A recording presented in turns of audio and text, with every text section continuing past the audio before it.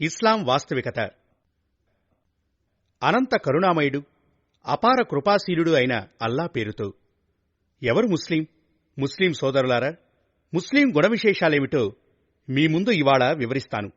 అంటే ముస్లిం అవడానికి కనీసపు షరతులేవి, ముస్లింగా పిలువబడాలంటే ఓ వ్యక్తికి కావలసిన కనీసపు ఆవశ్యకతలేమిటి అనే విషయాలన్నమాట. ఈ విషయాన్ని అర్థం చేసుకునే ముందు కుఫ్రు అంటే ఏమిటో, ఇస్లాం అంటే ఏమిటో మీకు బాగా బోధపడాలి. దేవుని విధేయతను తిరస్కరించడమే కుఫ్రు.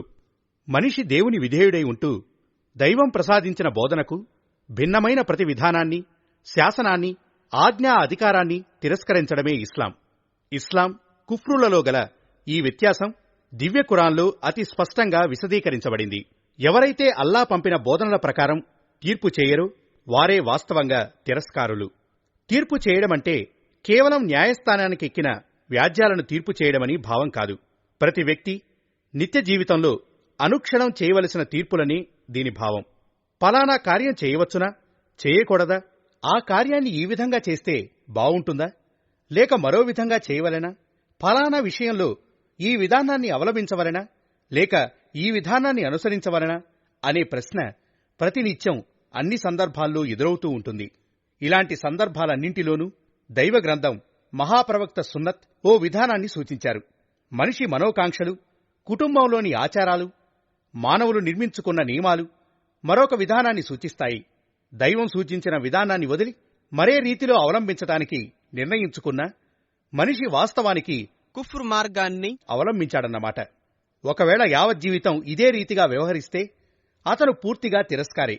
కొన్ని వ్యవహారాల్లో దైవాదేశాన్ని స్వీకరించి మరికొన్నింటిలో తన మనోకాంక్షలకో, వంశ సాంప్రదాయాలకో లేదా మానవ నిర్మిత నియమాలకో, దైవాదేశాల కంటే ప్రాధాన్యతనిచ్చినట్లయితే అతను ఎంత పరిణామంలో దైవాదేశాలను ధిక్కరిస్తాడో అంతవరకు కుఫ్రులో మునిగిపోయాడన్నమాట.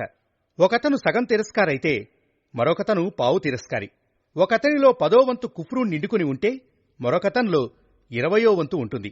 ఈ విధంగా దైవ నియమావళిని మనుషులు ఎంతవరకు ధిక్కరిస్తారో అంతవరకు వారిలో కుఫ్రు నిండుకుని ఉందని భావం. మనిషి కేవలం దేవునికే దాసుడైపోవడం తప్ప ఇస్లాం అంటే మరేదీ కాదు. మనోవాంఛలకు, తాత ముత్తాతలకు, వంశానికి, వర్గానికి, ఇటు మౌల్వీ సాహెబులకు, పీర్ సాహెబులకు, అటు జమీందారు గారికి, తహసీల్దారు గారికి, మెజిస్ట్రేట్ గారికి దేవుడు తప్ప మరెవ్వరికీ దాసుడు కాకూడదు. దివ్య ఖురాన్ నందు సెలవీయబడింది. ఓ ప్రవక్త, గ్రంథబహులతో చెప్పండి, రండి, మీకు మాకు సమ్మతమైన మాట ఓ దానిపై ఏకమవుదాం. అది ఏమిటంటే, మొదటిది, మనం అల్లా తప్ప మరెవరికీ విధేయులమై ఉండకూడదు. రెండవది, దైవత్వంలో అల్లా తప్ప మరెవరిని ఆయనకు సాటిగా భావించకూడదు. మూడవది, మనలోని ఏ వ్యక్తి కూడా అల్లా తప్ప ఇతర మానవుణ్ణి తన యజమానిగా, తన ప్రభువుగా ఎంచరాదు. ఈ 3 విషయాలను వారు అంగీకరించకపోతే వారితో చెప్పివేయండి, మేము మాత్రం ముస్లిములమే, దీనికి మీరు సాక్షులుగా ఉండాలి. వారు దైవ విధేయతా మార్గం కాక వేరే ఇతర రీతిని వాంఛిస్తున్నారా? కాని వాస్తవానికి భూమి ఆకాశాలలో ఉన్న ప్రతి వస్తువు ఇష్టాయిష్టాల ప్రసక్తి లేకుండా ఆ దేవుని విధేయతనే నెరవేరుస్తుంటుంది. అందరూ ఆయన వైపుకు మరలిపోవలసిన వాళ్లే. ఈ 2 వాక్యాల్లో ఒకే విషయం వివరించబడింది. అంటే దేవుని విధేయత, ఆయన ఆజ్ఞాపాలనే నిజమైన దీన్. ఇబాదత్ అంటే 5 వేళలా దైవ సన్నిధిలో ప్రార్థనలు సలుపుకోవడం మాత్రమే కాదు. ఇబాదత్ అంటే రేయింబవళ్లు ప్రతినిత్యం ఆయన ఆజ్ఞల్ని అనుసరించడం అని భావం. ఏ విషయాన్ని ఆయన నిషేధించాడో దాన్ని త్యజించాలి. ఆయన చేయమన్న దాన్నే చేయాలి. ప్రతి వ్యవహారంలోనూ దేవుని ఆజ్ఞ ఏమిటో చూడాలి. మీ మనోకాంక్షలు ఏమంటున్నాయో, మీ బుద్ధి స్వీకరించగలదేమిటో, మీ తాత ముత్తాతల ఆచరణలేమిటో, వంశంలో కుటుంబంలో జరిగేదేమిటో, మౌల్వీ సాహెబ్ సెలవిచ్చిందేమిటో, గౌరవనీయులైన గురువుల వారు బోధించిందేమిటో, ఫలానా అయ్యవారి ఆదేశాలేమిటో, ఫలానా ఇంటివారి ఇష్టమేమిటోనని ఆలోచించకూడదు. మీరు దైవాజ్ఞను కాదని మరే ఇతరుల బాటను అనుసరించినా దైవత్వంలో వారిని చేర్చినట్లే. అల్లాకు మాత్రమే ఇవ్వవలసిన స్థానాన్ని వారికిచ్చినారన్నమాట. ఆజ్ఞలిచ్చేవాడు దేవుడే. ఆజ్ఞలివ్వటం దేవునికి తప్ప మరెవరికీ చెల్లదు. మీరు ఎవరికైనా దాసులై ఉండాలంటే మిమ్మల్ని పుట్టించిన దేవుడే దానికి అర్హుడు. ఆయన శక్తి సామర్థ్యాల ఆధారంగానే కదా మీరు మీ జీవితాన్ని సాగిస్తున్నారు. భూమి ఆకాశాల్లోని ప్రతి వస్తువు ఆయనకే విధేయత చెల్లిస్తోంది. రాళ్లు సహితము ఒకదానికొకటి విధేయత పాటించవు. ఏ వృక్షము మరొక వృక్షానికి లోబడి లేదు. ఒక జంతువు మరో జంతువును ఆరాధించదు. మరైతే రాళ్ల కంటే, వృక్షాల కంటే, జంతువుల కంటే దిగజారిపోయారా మీరు? అవన్నీ దేవునికి మాత్రమే విధేయులై ఉంటే మీరు దేవుణ్ణి కాదని తోటి మానవులకు విధేయులై ఉంటారా? ఈ విషయమే దివ్య ఖురాన్లోని పై 2 వాక్యాల్లో వెల్లడించబడింది. కుఫ్రు, మార్గభ్రష్టతలు ఎటునుంచి జొరబడతాయో వినండి. ఈ దుష్టపీడ ప్రవేశించే మార్గాలు 3 మనకు దివ్య ఖురాన్లో సూచిస్తోంది. మొదటి మార్గం మానవుని మనోకాంక్షలు. అల్లా ఆదేశాలను నిరాకరించి వాటి స్థానాన్ని తన మనోకాంక్షలను అంగీకరించే వారికి మించిన మార్గహీనుడు మరెవరూ కాగలడు? ఇలాంటి అత్యాచారాలకు దేవుడు సన్మార్గం చూపడు. మానవుణ్ణి సన్మార్గం నుంచి తప్పించి వక్ర మార్గానికి తీసుకుని పోవడంలో అన్నింటినీ మించినవి అతని మనోకాంక్షలేనని దీని భావం. మనోకాంక్షలకు బానిసైన వ్యక్తి దేవుని దాసుడవటం సాధ్యపడదు. తనకు డబ్బు ప్రాప్తించే పని ఏదో, గౌరవ మర్యాదలు, పేరు ప్రతిష్టలు ఏ కార్యం చేస్తే లభిస్తాయో, ఏం చేస్తే సుఖస్వాదాలు ప్రాప్తిస్తాయో, ఎందులో భోగభాగ్యాలు ఉన్నాయో అంటూ ప్రతినిత్యం నిరీక్షిస్తూ ఉంటాడు. అంతే. ఈ భాగ్యాలు ఏ మార్గంలో లభిస్తాయో దాన్నే అతడు ఆశ్రయిస్తాడు. దైవం ఆ కార్యాలని ఎంత నిషేధించినా వినడు. ఈ భాగ్యాలు ఎందులో ప్రాప్తం కావో అలాంటి పనిని సుతారము చేయడు. దైవం దాన్ని చేయమని ఎన్ని ఆదేశాలిచ్చినా అంతే. కనుక ఇలాంటి వ్యక్తికి దైవం అల్లా కాదు, మనోకాంక్షలే అతని దైవం. సన్మార్గం అతనికి ఎలా ప్రాప్తమవుతుంది? ఈ విషయమే పవిత్ర ఖురాన్లో మరోచోట ఈ విధంగా సూచించబడింది. ఓ ప్రవక్త, తన మనోకాంక్షలనే తన దైవంగా భావించుకున్న వ్యక్తి స్థితి ఏమిటో గమనించావా? ఇలాంటి వ్యక్తిని రక్షించగలవా నీవు? వారిలో అనేకులు వినగలరని, అర్థం చేసుకోగలరని అభిప్రాయపడుతున్నావా? వీరంతా పశువుల్లాంటివారు. అంతేకాదు, వాటికంటే అధమంగా దిగజారిపోయినవారు. మనోకాంక్షల దాసుడు పశువు కన్నా నీచుడనడంలో సందేహానికి తావులేదు. దైవం నిర్ణయించిన పరిధుల్ని అధిగమించే ఏ పశువును కానరాదు మీకు. దైవం దానికై నియమించిన ఆహారాన్నే ప్రతి జంతువు తింటుంది. అది నిర్ణీత పరిణామంలోనే తింటుంది. ఏ జంతువుకై ఎంత పని నిర్ణయించిందో అంతే పని ప్రతి జంతువు చేస్తుంది. కాని ఈ మానవుడు తన కాంక్షలకు బానిసగా మారినప్పుడు సైతాన్ సహితం దేవదేవా అంటూ చెవులు పట్టుకునే కార్యాలు చేస్తాడు ఈ మానవ పశువు. ఇది మార్గహీనతకు తొలిబాట. ఇక రెండవ మార్గమేమిటో చూడండి. తాత ముత్తాతల నాటి నుంచి వ్యవహారంలో ఉంటున్న ఆచారాలకు, నమ్మకాలకు, భావాలకు, తీరుతెన్నులకు మనిషి బానిసై వాటికి దైవాదేశాలకు మించిన ఆధిక్యత ఇస్తాడు. వాటికి భిన్నమైన దైవాజ్ఞల్ని అతని సమక్షంలో పెట్టినప్పుడు మా తాత ముత్తాతలు ఆచరిస్తూ వచ్చిన దాన్ని మా వంశంలోనూ కులంలోనూ రివాజులో ఉన్నదాన్నే తానాచరిస్తానని అంటాడు. ఈ రోగానికి గురైనవాడు దేవుని దాసుడెలా అవుతాడు? అతని తాత ముత్తాతలు, వంశం, కులాలే అతని దైవం. తాని ముస్లిమని అసత్యవాదన చేసే హక్కు అతనికి లేదు. పవిత్ర ఖురాన్లో దీన్ని అతి తీవ్రంగా ఖండించడం జరిగింది. అల్లా పంపిన ఆదేశాలను అనుసరించండి అని వారితో చెప్పినప్పుడల్లా మా తాత ముత్తాతల నుంచి మాకు సంక్రమించిన దాన్నే మేము ఆచరిస్తాము అని బదులిచ్చారు. వారి తాత ముత్తాతలు ఏ ఒక్క విషయాన్ని అవగాహన చేసుకోగల వివేకవంతులు కానప్పటికీ, వారు సన్మార్గాన లేనప్పటికీ వీరు వారినే అనుసరిస్తూ ఉంటారా ఏమి? మరొక చోట ఇలా సెలవీయబడింది, రండి, దైవాదేశం మరియు ప్రవక్త ఆదర్శ సాంప్రదాయాల అనుసరణ మార్గం వైపుకు రండి అని వారిని కోరినప్పుడు మేము చూచిన మా పూర్వీకుల ఆచరణా విధానమే మాకు చాలు అని సమాధానమిచ్చారు. వీరి పూర్వులు ఏ విషయమూ ఎరుగని వారైనప్పటికీ, వారు సన్మార్గంపై లేనప్పటికీ వారినే అనుసరిస్తూ ఉంటారా వీరు? విశ్వాసుల్లారా, మీకు మీ స్వీయ చింత ఉండాలి. మీరు రుజుమార్గాన్ని అవలంబించసాగారంటే మార్గవిహీనులు మీకు ఎలాంటి హాని చేయలేరు. చివరికి అందరూ అల్లాని చేరవలసిందే. అప్పుడు మీ ఆచరణల నుంచి చెడుల్ని స్పష్టంగా చూపిస్తాడు దేవుడు. ఇంచుమించు అన్ని కాలాల్లోనూ మూఢులు పాల్పడుతూ వచ్చిన వక్రమార్గం ఇది. దైవ బోధనలు స్వీకరించడంలో ఈ మార్గభ్రష్టతే ఎల్లప్పుడూ అడ్డు వస్తూ వచ్చింది. లోగడ హజరత్ మూసా జనులకు దైవ శాసనాన్ని అనుసరించమని సందేశమిస్తే ఆనాడు కూడా జనులు ఈ బదులే ఇచ్చారు. మేము చూసిన మా ముత్తాతల ఆచరణ మార్గం నుంచి మమ్మల్ని దూరం చేయాలని చూస్తావా? ఇలాగే హజరత్ ఇబ్రహీం తన తెగవారిని బహుదైవారాధన కూడదని వారించినప్పుడు వారునూ ఇదే సమాధానమిచ్చారు. మేమైతే మా పూర్వుల్ని ఈ దైవాలకే ఉపాసన, ఆరాధనలు చేయటం చూశాము. ఈ విధంగా ప్రతి ప్రవక్తకు ప్రతికూలంగా జనులు ఈ వాదాన్నే సమర్థించారు.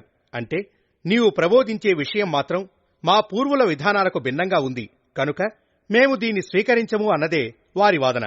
దివ్య ఖురాన్లో ఇలా సెలవీయబడింది.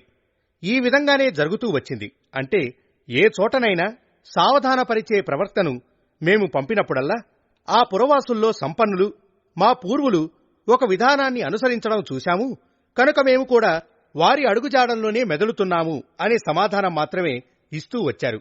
మీరు చూసిన మీ పూర్వుల విధానం కంటే సమగ్రమైన సముచితమైన మార్గాన్ని సూచించినప్పటికీ మీరు మీ పూర్వులనే అనుసరిస్తూ ఉంటారా అని తిరిగి అడిగిన దానికి నీవు ఇచ్చే సందేశాన్ని తిరస్కరిస్తున్నాము అని బదులిచ్చారు. వారి సమాధానం విని మేమున్ను వారిని బహుకఠినంగా శిక్షించాము. మా ఆదేశాలను ధిక్కరించిన వారి పరిస్థితి ఎలా పరిణమించిందో గమనించండి. ఇదంతా వెల్లడించిన పిదప అల్లా ఇలా సెలవిచ్చాడు, ఇక మీ పూర్వులనైనా అనుసరించండి లేదా మా ఆదేశాలనైనా పాటించండి, రెండూ చేరువ కాజాలవు. ముస్లింలవగోరితే అన్నింటికీ స్వస్తి చెప్పి స్థిరచిత్తంతో మేముపదేశించే దాన్ని మాత్రమే స్వీకరించండి. వారిని అల్లా పంపిన ఆదేశాలను అనుసరించండి అని బోధించినప్పుడు వారు వీల్లేదు, మా పూర్వులు ఆచరిస్తుండగా మేము చూసిన విధానాన్నే మేము అనుసరిస్తాము అన్నారు. సైతాన్ వారి పూర్వుల్ని నరకయాతన వైపుకు ఆహ్వానిస్తూ ఉండినప్పటికీ వారు తమ పూర్వులనే అనుసరిస్తుంటారా? ఎవరైతే తన ఆత్మను స్వయాన్ని దైవానికి పరిపూర్ణ అర్పణ చేసుకుంటాడో, నిజాయితీపరుడైన సదాచారుడై జీవిస్తాడో అతడు బలిష్టమైన ఆధారాన్ని చేపట్టినట్లే. వ్యవహారాలన్నింటి అంతిమ పరిణామం అల్లా హస్తగతమైనదే. తిరస్కరించిన వారి తిరస్కారం గూర్చి ఓ ప్రవక్త, మీరు ఖేదపడనక్కర్లేదు. వారంతా మా వైపుకు మరలవలసిన వారే. అప్పుడు వారికి వారు చేసిన దానికి ఫలితాన్ని చూపిస్తాము. ఇది మార్గభ్రష్టతకు రెండవ మార్గం. ఇక మూడవ మార్గాన్ని పవిత్ర ఖురాన్ ఈ విధంగా సూచించింది. మనిషి దైవాదేశాన్ని పక్కకు నెట్టివేసి తోటి మానవుల ఆజ్ఞాధికారాన్ని స్వీకరించి వారి ఆజ్ఞల్ని ఆచరించడానికి మొదలుపెట్టినప్పుడు, ఇంకా ఫలానా వ్యక్తి చాలా గొప్పవాడు, అతని మాట తప్పక సమంజసమై ఉంటుంది, ఫలానా వ్యక్తి చేతుల్లో నా జీవనోపాధి ఉంది కాబట్టి అతని మాట అంగీకరించవలసిందే, ఫలానా వ్యక్తి అధికారం కలవాడు గనుక అతని ఆజ్ఞ పాలన చేయవలసిందే, ఫలానా అయ్యగారు అభిశాపం వల్ల నన్ను నాశనం చేయగలరు లేదా తన అనుగ్రహం వల్ల నన్ను స్వర్గానికి కొనిపోగలరు కనుక వారు ఏది సెలవిస్తే అదే సత్యం, ఫలానా జాతి చాలా వృద్ధి సాధిస్తోంది గనుక దాని రీతులు విధానాలే అవలంబించాలి అని తలంచినప్పుడు మనిషికై దైవం చూపిన బోధనా మార్గ ద్వారాలు మూసుకుంటాయి. భూమిలో ఉన్న చాలా మందిని అనుసరించావంటే వారు నిన్ను దైవ మార్గం నుంచి తొలగించి వేస్తారు.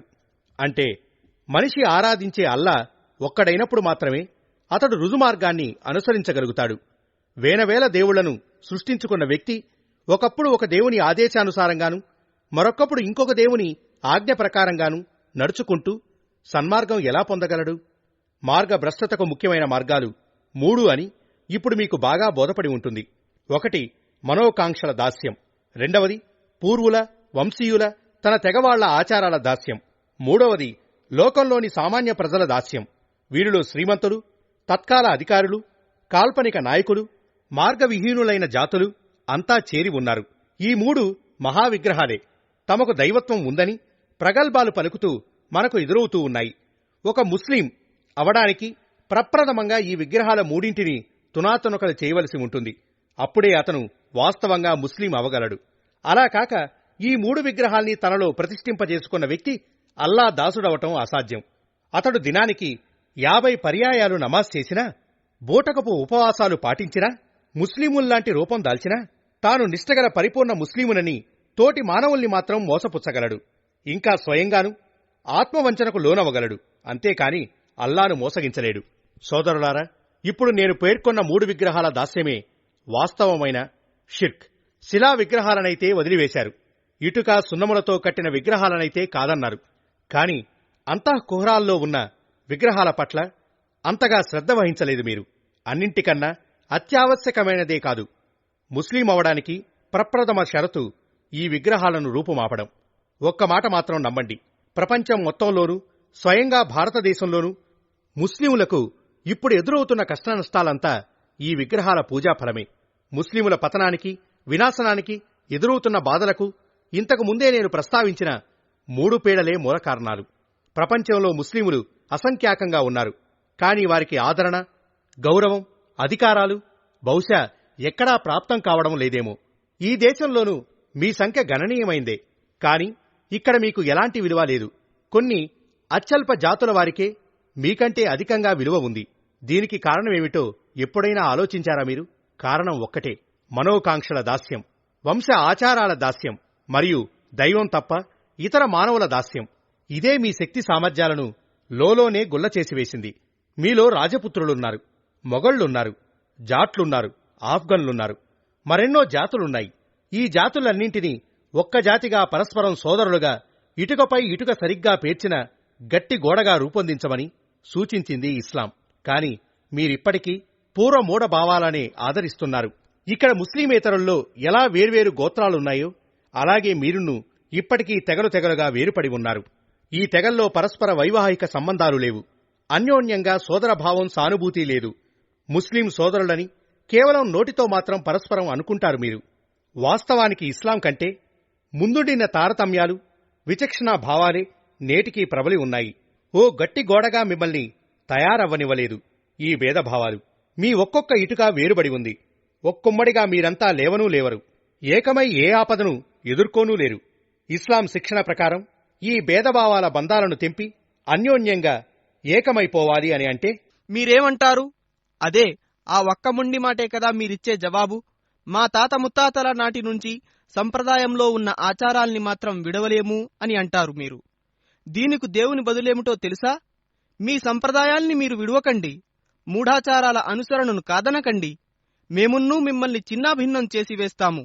మీరు అధిక సంఖ్యాకులైనప్పటికీ మిమ్మల్ని అతి క్షుద్ర దశకు అణచివేసి చూస్తాము అంటాడు దేవుడు. మీ వారసత్వంలో మగపిల్లలు, ఆడపిల్లలు అందరూ భాగస్వాములే అని అల్లా ఆదేశించాడు. దీనిపై మీ ఆచరణ ఎలా ఉంది? మీ పూర్వుల చట్టాల ప్రకారం ఆడపిల్లలకు వారసత్వంలో హక్కు లేదు గనుక దైవాజ్ఞ స్థానంలో పూర్వుల చట్టాల్ని మేము ఆచరిస్తున్నాము. ఇది మీరిచ్చే సమాధానం. దైవ సాక్షిగా చెప్పండి, ఇస్లామని దీనికే నా పేరు. ఈ పారంపర్య చట్టాన్ని త్రుంచివేయండి అని మిమ్మల్ని కోరినప్పుడు అందరూ వదిలినప్పుడే నేనూ వదిలిపెడతాను అని మీలో ప్రతి ఒక్కడూ సమాధానమిస్తాడు. అలా కాక ఇతరులు తమ ఆడపిల్లలకు భాగస్వామ్యం ఇవ్వనప్పుడు నేను మాత్రం భాగం పంచి పెట్టాలంటే నా ఇంటి సంపద ఇతరులకైతే చేరుతుంది కాని మరొకరి ధనం నా ఇంటికి రాదు కదా అంటారు మీరు. ఇవి మీ తీరుతెన్నులు. కాస్త గమనించండి. ఈ సమాధానానికి భావమేమిటి? ఇతరులు విధేయులైతే తప్ప మేము కాలేము అనే కదా దాని అర్థం. అయితే ఈ షరతులపైనే దైవాజ్ఞ పాలన చేయబడుతుందా? రేపటికి ఇతరులు వ్యభిచరిస్తే నేను వ్యభిచారం చేస్తానని, ఇతరులు దొంగతనం చేస్తే నేను చేస్తానని అంటే ఇతరులు పాపపు కార్యాలు వదిలిపెట్టనంత వరకు నేను పాపం చేస్తూ ఉంటాను అని అంటానన్నమాట. అసలు విషయం ఏమిటంటే ఈ విధంగా ఆ మహావిగ్రహాలు మూడింటి ఆరాధన జరుగుతోంది. మనోకాంక్షల దాస్యం ఉండి తాత ముత్తాతల దాస్యము, ముష్రిక్ జాతుల దాస్యము జరుగుతోంది. వీటికి తోడుగా ఇస్లాం ఉద్ఘోషగా ఉంది. ఇవి కేవలం రెండే ఉదాహరణలు. కళ్లు తెరిచి చూస్తే మీలో వ్యాపించిన రుగ్మతలు ఇలాంటివే అగణ్యంగా కనిపిస్తాయి. వీటన్నిటినీ క్షుణ్ణంగా పరిశీలిస్తే ఒకే చోట ఏ ఒక్క విగ్రహమో ఆరాధించబడుతూ ఉంటే మరోచోట మూడింటి ఆరాధన జరుగుతూ ఉన్నట్లు తేటతెల్లమవుతుంది. ఒకవైపు ఈ విగ్రహ పూజ జరుగుతూ దీనికి తోడుగా ఇస్లాం ఉద్ఘోషణ కూడా చేస్తూ ఉంటే నిజమైన ముస్లింల ఎడల దైవం చేసిన వాగ్దానంలోని కానుకలు, కరుణానుగ్రహాల వర్షం మీపై కురుస్తుందని మీరు ఎలా ఆశించగలరు? విశ్వాసానికి గీటురాయి. ముస్లిం సోదరులారా, ఖురాన్ ఆదేశానుసారం మానవుని మార్గ విహీనతకు మూల కారణాలు మూడని గత జుమా ఖుత్బాలో వివరించాను. మొదటిది మనిషి దైవ శాసనాన్ని వదిలిపెట్టి తన మనోకాంక్షల దాసుడైపోవటం. రెండవది దైవాజ్ఞలకు ప్రతికూలంగా తన వంశంలోని ఆచార వ్యవహారాలకు, తాత ముత్తాతల నాటి రీతులకు ప్రాముఖ్యత ఇవ్వటం. మూడవది దైవము మరియు దైవ సందేశహరుడు చూపిన విధానాన్ని అడుగున వేసి తోటి మానవులనో లేక ఇతర జాతుల వారినో అనుసరించడం. ముస్లిం యొక్క నిజమైన నిర్వచనం ఏమిటంటే అతను ఈ మూడు వ్యాధులకు లోనవ్వక పవిత్రంగా ఉండాలి. ముస్లిం అనే పిలుపుకు భావమేమిటంటే మనిషి దైవానికి తప్ప మరొకరికి దాసుడు కాకూడదు, ప్రవక్తను తప్ప మరొకరిని అనుసరించకూడదు.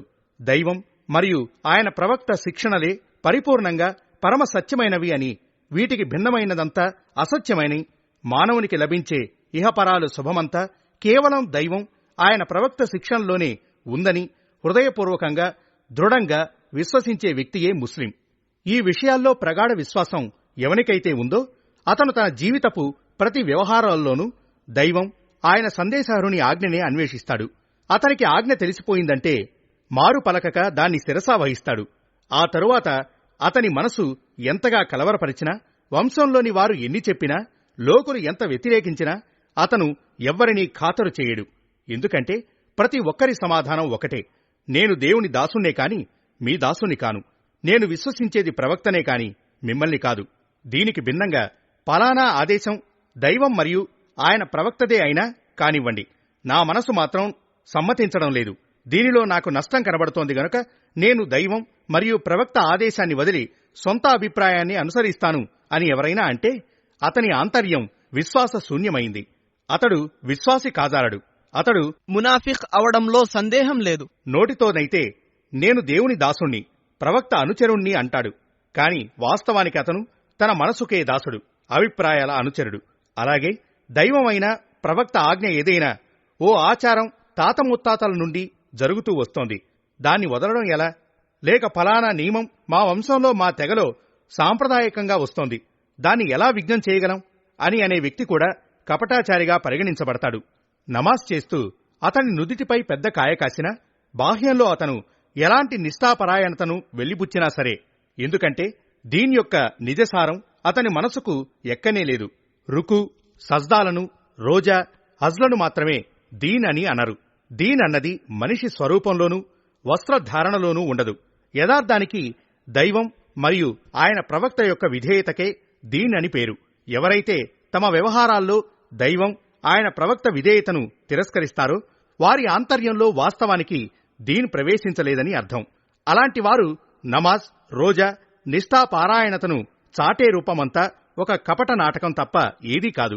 ఇదే విధంగా ఒక వ్యక్తి దైవ గ్రంథము, దైవ ప్రవక్త ఆదేశాన్ని నిర్లక్ష్యపరిచి ఓ విషయం ఆంగ్లేయుల రివాజులో ఉన్నందువల్ల దాన్ని అవలంబించానని, లేక ఒక విషయం మూలాన ఫలానా జాతి అభివృద్ధి సాధిస్తోంది గనుక దాన్ని స్వీకరించాలని, లేక ఫలానా పెద్ద మనిషి ఓ మాటను సెలవిస్తున్నారు కాబట్టి అంగీకరించాలని చెప్పే మహాశయుడు సైతం తన ఇమాన్ కొరకు వగచే కన్నా గత్యంతరం లేదు. ఇలాంటి భావాలు ఇమాన్తో జతపడవు. ముస్లిం అవడానికి, ముస్లింగా ఉండడానికి మీరు ఇష్టపడితే దైవం మరియు ప్రవక్త ఆదేశాలకు భిన్నమైన ప్రతి మాటను నేలకు గిరవాటు వేయండి. మీరు ఇలా చేయలేకపోయారా? ఇస్లాం స్వీకరించినట్లు చేసే ఉద్ఘోషణ మీకు శోభించదు. మేము దైవాన్ని, ప్రవక్తను విశ్వసిస్తున్నామని నోటితో అనడం, ఆ తరువాత జీవిత వ్యవహారాలన్నింటిలో ఇతరుల సలహాలు పాటిస్తూ దైవం మరియు ప్రవక్త ఆదేశాలను తిరస్కరిస్తూ ఉండటం ఇమాన్ కాదు, ఇస్లాం కూడా కాదు. దీనికి మునాఫికత్ అని పేరు. దివ్య ఖురాన్లోని 18వ కాండంలో అల్లా అతి స్పష్టంగా సెలవిచ్చాడు. మేము సత్యాన్ని, అసత్యాన్ని విడమర్చి చూపే వచనాలను అతి స్పష్టంగా అవతరింపజేశాము. ఈ ఆయతుల ద్వారా అల్లా తాను తలచిన వారికి సన్మార్గం చూపుతాడు. మేము అల్లాను, ప్రవక్తను విశ్వసించామని, విధేయత స్వీకరించామని అంటారు జనులు. ఆ తరువాత వీరిలోని కొందరు విధేయతకు విముఖులవుతారు. ఇలాంటి వారు విశ్వాసులు కారు. వీరి వ్యవహారాల్లో దైవ శాసనానుసారం తీర్మానం చేయడానికి అల్లా మరియు ఆయన ప్రవక్త వైపునకు వీరిని పిలిచినప్పుడు వీరిలోని కొందరు వ్యక్తులు తప్పుకుంటారు. అయితే వారి అభిమతానికి సరిపోయే విషయమైతే మాత్రం దాన్ని అంగీకరిస్తారు. వీరి ఆంతర్యాల్లో ఏదైనా వ్యాధి తిష్టవేసిందా? లేక వీరు సంశయంలో పడి కొట్టుకుంటున్నారా? లేక అల్లా మరియు ఆయన ప్రవక్త వీరి హక్కును కాజేస్తారనే భీతి వీరిలో పీడిస్తోందా? ఇంతకు కారణమేమైనా వీరు చేజేతులారా తమపైనే అత్యాచారం చేసుకుంటున్నారు. వ్యవహారాలలో దైవ శాసనానుసారంగా తీర్పు చేయటానికి అల్లా మరియు ఆయన ప్రవక్త సమక్షానికి పిలిచినప్పుడు యథార్థంగా విశ్వాసులైన వారు ఇలా అంటారు: మేము విన్నాము, విధేయులమయ్యాము. ఇలాంటి వారే సఫలతను పొందేవారు. ఎవడైతే అల్లా, ఆయన ప్రవక్తకు విధేయుడై అల్లాకు భయపడుతూ ఆయన ఆజ్ఞ ఉల్లంఘనకు దూరంగా మసలుకుంటాడో అతడే సాఫల్యం పొందుతాడు. ఈ వాక్యాలలో విశ్వాసం ఎలా నిర్వచించబడిందో కాస్త గమనించండి. అసలైన విశ్వాసం ఏమిటంటే దైవ గ్రంథం మరియు దైవ ప్రవక్త యొక్క మార్గదర్శకత్వానికి స్వయం సమర్పణ చేసుకోవాలి. అటు నుండి లభించే ఆజ్ఞను శిరసా వహించాలి. దానికి భిన్నమైన దాన్ని దేనిని వినకూడదు. అది తన మనసులోని కోరిక అయినా, వంశంలో వచ్చే ఆచారమైనా, లేక ప్రపంచంలోని మరెవరి ఆదేశమైనా సరే. ఎవరి ఆంతర్యం ఇలా పరివర్తన చెందుతుందో అతనే మొమిన్, అతనే ముస్లిం. ఇలా కాని వ్యక్తి మనోస్థితి ఒక మునాఫిక్ స్థితి కంటే వేరు కాజాలదు. అరబ్ దేశంలో మద్యపాన సేవనం ఎంత విస్తృతంగా జరుగుతోందో మీరు వినే ఉంటారు. స్త్రీ పురుషులు వయోవృద్ధులు అందరూ సారా వెర్రెక్కినవారే. నిజానికి మద్యపానమంటే వారికి అమితమైన మక్కువ. దాని పొగడ్తలు గానం చేసేవారు. దాన్ని ప్రాణప్రదంగా ప్రేమించేవారు. దాని జాడ్యం అంటుకున్నదంటే వదలటం ఎంత కష్టసాధ్యమో అదీ మీకు తెలిసిన విషయమే. మనిషి ప్రాణాలనైనా త్యాగం చేయటానికి సిద్ధపడతాడు కాని దాన్ని వదులుకోమంటే ఒప్పుకోడు. త్రాగుబోతుకు సారాయి లభించకపోతే రోగి కంటే అధోగతికి లోనవుతాడు. కాని దివ్య ఖురాన్లో మద్యపానాన్ని నిషేధిస్తూ ఆదేశాలు వచ్చినప్పుడు ఏం జరిగిందో మీరెప్పుడైనా విన్నారా? సారాయిని ప్రాణప్రదంగా ప్రేమించే ఆ అరబ్బులే ఈ ఆజ్ఞలు వినగానే చేతులారా సారాయి పాత్రలను పగలగొట్టారు. మదీనా నగర వీధుల్లో వర్షపు నీటిలా ప్రవహించింది ఆనాటి సారాయి. ఒకచోట కొందరు కూర్చొని సారాయి సేవిస్తూ ఉంటారు. సారాయి నిషేధించబడినట్లు దైవ సందేశహరుడు ప్రకటన వినగానే ఎక్కడి వారక్కడే ఆగిపోతారు. ఎవరి నోటి దగ్గర మధుపాత్ర ఉన్నదో వారు తక్షణం దానిని తీసివేశారు. తదనంతరం ఒక్క బొట్టైనా కంఠంలో దిగలేదు. ఇది విశ్వాసంలోని ఘనత. దీన్నే అంటారు దైవం, ప్రవక్తల విధేయత అని. ఇస్లాంలో వ్యభిచారానికి ఎంత కఠినమైన శిక్ష విధించబడుతుందో మీకు బాగా తెలుసు. వీపుపై 100 కొరడా దెబ్బలు. దాని తలంపై గగురుపాటు పుట్టిస్తుంది. వివాహితుడైన వ్యక్తి అయితే అతనిపై రాళ్లు రువ్వడం, అంటే ఆ వ్యక్తి మరణించే వరకు రాళ్లు రువ్వడం అన్నమాట. ఇలాంటి కఠిన శిక్ష పేరు వింటేనే మనిషి కంపించిపోతాడు. కాని ఆంతర్యంలో విశ్వాసం ఉన్న వారి పరిస్థితి ఎలా ఉందో మీరు విన్నారా? ఓ వ్యక్తి చేత వ్యభిచారం జరిగిపోతోంది. దానికి సాక్షులెవరూ లేరు. న్యాయస్థానం వరకు అతన్ని పట్టుకెళ్లేవారెవరూ లేరు. పోలీసులకు తెలిపేవారూ లేరు. ఆంతర్యంలో విశ్వాసం మాత్రం సజీవంగా ఉంది. నీవు దైవ శాసనానికి విరుద్ధంగా నీ మనోకాంక్షను నెరవేర్చుకున్నావు. అయితే ఈ క్రియకు దైవం నిర్ణయించిన శిక్ష అనుభవించడానికి కూడా సిద్ధమవ్వాలి ఆదేశించింది అతనిలోని విశ్వాసం. ఆ వ్యక్తి స్వయంగా మహాప్రవక్త మహమ్మద్ సన్నిధిలో హాజరవుతాడు. ఇలా నివేదించుకుంటాడు, ఓ ప్రవక్త, నేను వ్యభిచరించాను, నన్ను శిక్షించండి. ఆయన ముఖం తిప్పుకుంటాడు. అతను అటుపక్కకు వచ్చి అలాగే విన్నవించుకుంటాడు, నేను చేసిన పాపానికై నన్ను శిక్షించాలి అంటూ. ఇది విశ్వాసమంటే. ఆంతర్యంలో విశ్వాసం ఉన్నవారికి వీపుపై 100 కొరడా దెబ్బలే కాదు, రాళ్లతో చంపడమూ సులువే. కాని దేవుని సమక్షంలో అవిధేయుడిగా ధిక్కారిగా హాజరవటం కష్టం. ప్రపంచంలో మనిషికి తన బంధువుల కంటే ప్రేమపాత్రులుగా ఎవరు ఉండరన్న సాధారణ విషయం మీరెరిగినదే. ముఖ్యంగా తండ్రిని, సోదరుల్ని, సంతానాన్ని ప్రాణసమానంగా భావిస్తాడు మనిషి. వారికై సర్వమూ త్యాగం చేయటానికి సిద్ధమవుతాడు. కాని బద్ర్, ఉహుద్ యుద్ధ వివరాలను కాస్త పరిశీలించండి. అందులో ఎవరు ఎవరికి ఎదురుగా పోరాడారు? తండ్రి ముస్లిముల సైన్యంలో ఉంటే కొడుకు తిరస్కారుల సైన్యంలో, లేదా కొడుకు ఈ పక్షాన ఉంటే మరొకతను ఎదుట రంగంలో. దగ్గర బంధువులు ఒకరినొకరు ఎదురు నిలిచి పోరాడడానికి సమాయత్తమయ్యారు. ఒకరినొకరు ఎన్నడూ ఎరుగనంతటి వైరంతో పోరాడారు. ఈ ఉద్రేకం వారిలో ఏదో డబ్బు దస్కాల కోసం ఉత్పన్నం కాలేదు. వారిలో పరస్పర వ్యక్తిగత వైషమ్యం, శత్రుత్వం కూడా లేదు. అయినా వారు తమ సొంత రక్తమాంసాలకు వ్యతిరేకంగా ఆత్మీయులతో పోరాడడానికి కారణం కేవలం ఒకటే, దైవం మరియు ఆయన ప్రవక్త కొరకు స్వయంగా తమ తండ్రిని, కొడుకును, సోదరుల్ని, ఇంకా తమ వంశం యావత్తును కూలద్రోసే త్యాగ సంపన్నులన్నమాట వారు. అరబ్బు దేశంలో ఆనాడు ప్రబలి ఉన్న పురాతన ఆచారాల్ని, ఇంచుమించు అన్నింటినీ ఇస్లాం రూపుమాపిందన్న విషయమూ మీకు తెలిసిందే. అన్నిటికంటే అధికమైంది విగ్రహారాధనే. శతాబ్దాల తరబడి అది ఆచారంలో ఉంటూ వచ్చింది. ఇస్లాం విగ్రహాలకు స్వస్తి చెప్పమని ఆదేశించింది. మద్యపానం, వ్యభిచారం, జూదం, దొంగతనం, దోపిడీ అరబ్ దేశంలో సర్వసామాన్యమైనవి. వాటన్నింటినీ త్యజించాలని కోరింది. అరబ్ స్త్రీలు విచ్చలవిడిగా తిరిగేవారు. ఇస్లాం పరదాను ఆదేశించింది. అరబ్బులు స్త్రీలకు వారసత్వంలో వాటా ఇచ్చేవారు కాదు. స్త్రీలకు వారసత్వంలో భాగం ఉందని ఇస్లాం చాటింది. క్రితంలో పెంపుడు పుత్రులకు సొంత సంతానానికి సమంగా స్థానమివ్వబడేది. ఇస్లాం అది కాదన్నది. అంతేకాదు, పెంపుడు కొడుకు తన భార్యకు విడాకులిస్తే ఆమెను వివాహం చేసుకోవడము ధర్మసమ్మతమైనదే అని చాటింది. మొత్తానికి పరిత్యజించాలని ఆదేశించని పురాతన ఆచారమంటూ లేదు. కాని దైవం, ఆయన ప్రవక్తను నమ్మిన వారి వైఖరి ఎలాగుంటుందో మీకేమైనా తెలుసా? శతాబ్దాల తరబడి వారు వారి పూర్వులు ఏ విగ్రహాల ముందు మోకరిల్లేవారో, తమ నోములు సమర్పించుకునేవారో వాటిని ఈ విశ్వాసులు తమ చేతులారా విరగ్గొట్టారు. శతాబ్దాల తరబడి రివాజులో ఉంటూ వచ్చిన వంశ ఆచారాలన్నింటినీ ఒక పట్టున వదులుకున్నారు. వారు పరమ పవిత్రులని తలుస్తూ వచ్చిన వాటన్నింటినీ దైవాజ్ఞ కాగానే కాలరాచారు. ఏ వస్తువుల పట్ల వారు ఏహపడేవారో దైవాజ్ఞ రాగానే వాటినే ధర్మసమ్మతమైన వాటిగా పరిగణించారు. శతాబ్దాల తరబడి పరిశుద్ధములుగా భావించబడినవన్నీ ఒక్కసారిగా అపరిశుద్ధమైపోయాయి. రుచిగొలిపే, లాభాన్నిచ్చే అవిశ్వాసపు విధానాలన్నింటినీ దైవాజ్ఞ రాగానే విడిచిపెట్టారు. భారం అనిపించే ఇస్లాం విధానాలన్నింటినీ అమిత ఆనందంతో స్వీకరించారు. ఇది విశ్వాసమంటే. ఇదే ఇస్లాం అంటేను.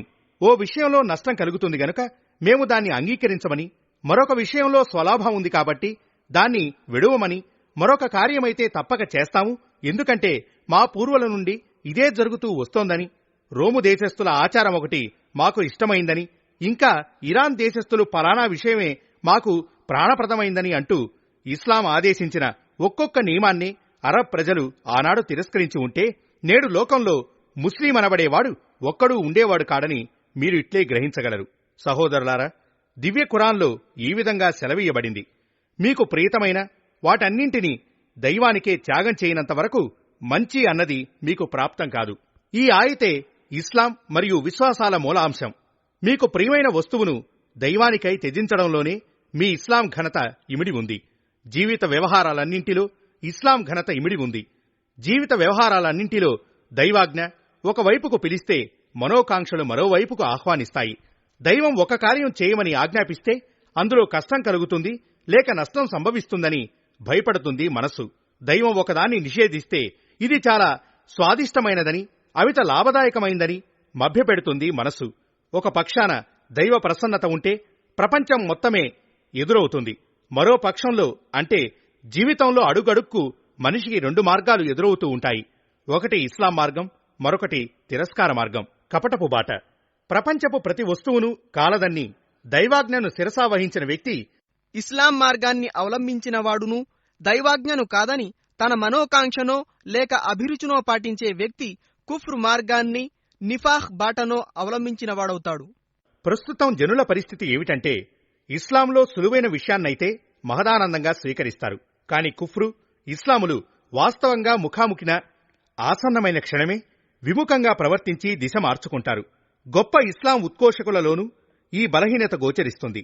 వారు ఇస్లాం ఇస్లాం అంటూ చాలా నినాదాలు చేస్తారు. దాన్ని పొగడ్తలతో వారి నోరు శుష్కించిపోతుంది. ఇస్లాం కొరకు కొన్ని ప్రదర్శక కార్యాలు చేస్తారు. కాని వారితో మీరంత ఘనంగా పొగిడే ఇస్లాం శాసనాలను స్వయంగా మనపైనే జారీ చేసుకుందాం, ముందుకు రండి అని ఆహ్వానిస్తే మరుక్షణమే ఇందులో ఫలానా ఇక్కట్లు అవాంతరాలున్నాయి, ప్రస్తుతానికైతే దీన్ని మాత్రం అలా ఉండనివ్వరు అని అంటారు. అంటే ఇస్లాం అనేది ఒక అందమైన ఆటబొమ్మ. దాన్ని అటకపై అమర్చి అతి దూరంగా ఆసీనులై అహర్నిశలు స్తోత్రాలు గానం చేయండి.